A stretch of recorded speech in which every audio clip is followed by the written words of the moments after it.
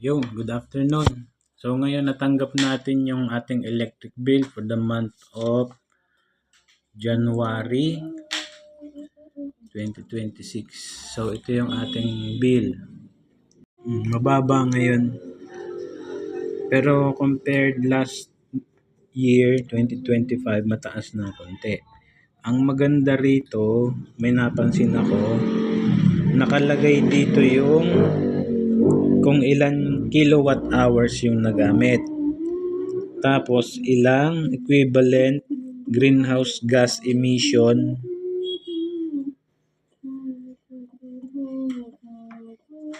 .1332 greenhouse gas.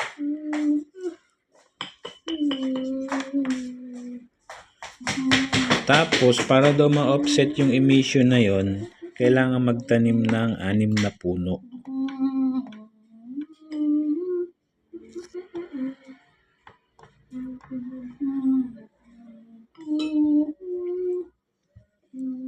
So kung mas mataas yung inyong greenhouse gases sa inyong electric bill, higher yung electricity use, mas mataas yung greenhouse gases, mas maraming puno ang kailangang itanim. So may mga naitanim na naman akong puno pero saging, pero may mga nyug din. No, baby? Marami kaming mga pinapamigay na pananim na nyug. Lalo na ngayong 2026.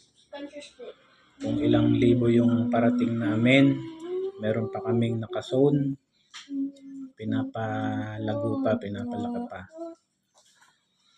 Sa mga interested po na mga coconut farmers na gustong magtanim ng nyug, meron tataniman. So, lapit lang kayo sa mga PCA officers sa inyong bayan. Opo!